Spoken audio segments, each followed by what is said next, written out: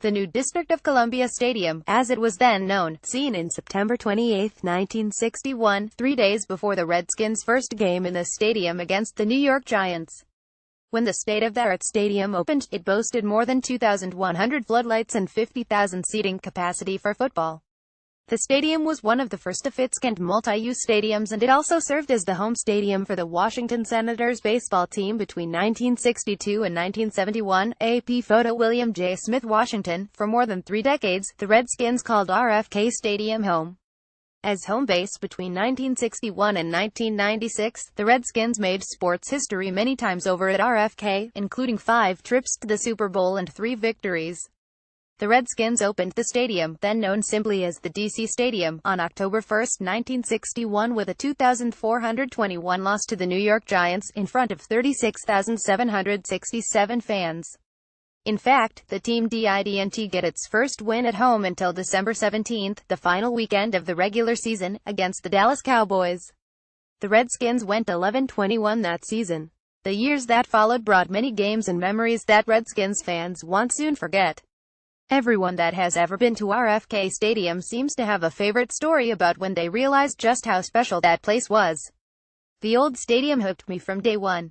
I first stepped foot in RFK in August 1985 for a Redskins preseason game against the New England Patriots. I remember noticing just how loud it was, especially being a preseason game. In some cases, fans that attended games in August didn't necessarily get a chance to see a regular season game since the waiting list had over 40,000 people on it. I was one of those, so I treated a summer night just as I would a game in December against Dallas.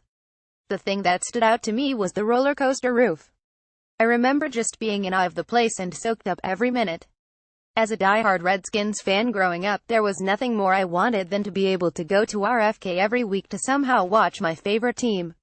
Well, as a 12-year-old I got that chance. My father managed 2 concession stands in Section 538, and when I was old enough, I began working there. Talk about a dream come true. I was fortunate enough to work there until 2001. I saw the 1991 Super Bowl season unfold, the end of the Joe Gibbs era and the end of the Redskins era at RFK. In addition to football, I saw pretty much every concert that came through the doors during that time, as well. I still attend every Redskins home game, but now as a member of the media, and that experience doesn't come close to the experience I had behind Stand 54 in Section 538 at RFK. Like many, my time there is a time I will always cherish and not soon forget. The early days. One of the great early memories of the stadium came in November of 1966. The Redskins beat the Giants 7,241. The 113 combined points are still the most ever scored in an NFL game. George Allen brought the stadium its first ever playoff game, a Christmas Eve 1972-163 win over the Green Bay Packers in the divisional round. They then followed it up the next week with a 263 win over the Dallas Cowboys in the NFC Championship game to earn a berth in the 1973 Super Bowl. Allen's final game with the Redskins was a 17-14 win over the Los Angeles Rams on December 17, 1977. After a few lean years, things began to pick up with the arrival of Joe Gibbs in 1981. He got his first win at RFK on October 25, 1981 in a 2,422 win over the New England Patriots. The years that followed provided some of the greatest moments in team history, and they happened at RFK. We want Dallas. When you talk to people about their most vivid memories of RFK, those 3 chanted words, "We want Dallas," are usually the first thing out of people's mouths. Here's the backstory. In 1982, the Redskins had lost only 1 game, and it was to Dallas. Before they got a chance to play Dallas again that season, the Redskins had to get by the Minnesota Vikings in the divisional round of the playoffs on January 15, 1983. They did just that, thanks to a dominating performance from running back John Riggins. He put the team on his back, rushing for 185 yards on 37 carries. As he came off the field toward the end of the game, and the crowd showed its appreciation, Riggins stopped before getting to the sideline and took a bow for the fans. As the Redskins were putting the finishing touches on a 217 win over the Minnesota Vikings, the fans started the chants, "We want Dallas." Former Redskins great and original hog Joe Jacoby remembers it well. Seeing the lower level seats, you thought it was just the people moving, he said. But it was the whole stands moving. The players also wanted another shot at Dallas for the right to go to the Super Bowl, and they got it a week later. January 22, 1983 might just be the greatest moment in the stadium's history. The chant of "We Want Dallas" began during pre-game warm-ups and didn't stop. The Redskins went on to dominate Dallas as Dexter Manley ended up knocking Cowboys quarterback Danny White out of the game.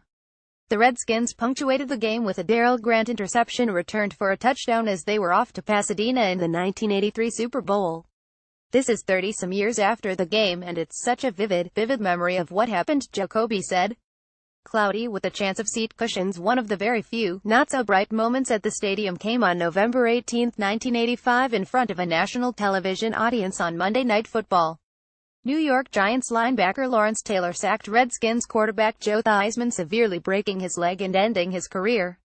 Backup quarterback Jay Schroeder came in and led the Redskins to a 2,321 win. On January 17, 1988, the Redskins beat the Minnesota Vikings in the NFC Championship game to advance to the Super Bowl XXII in a game that came down to one play.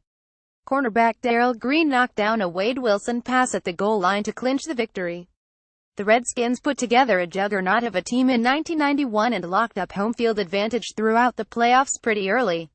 In the divisional round on January 4, 1992, they hosted the Falcons. The weather was rainy and windy, perfect Hogs weather.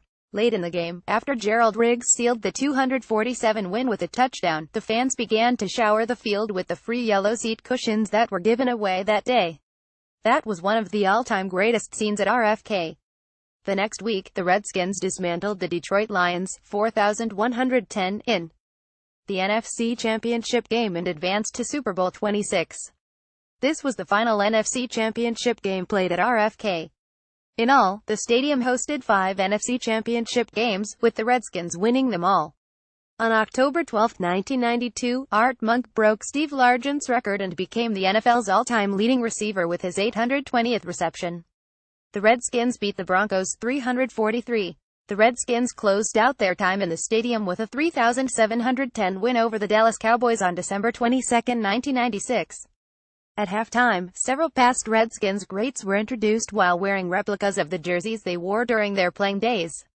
After the game, fans stormed the field and ripped up chunks of grass as souvenirs.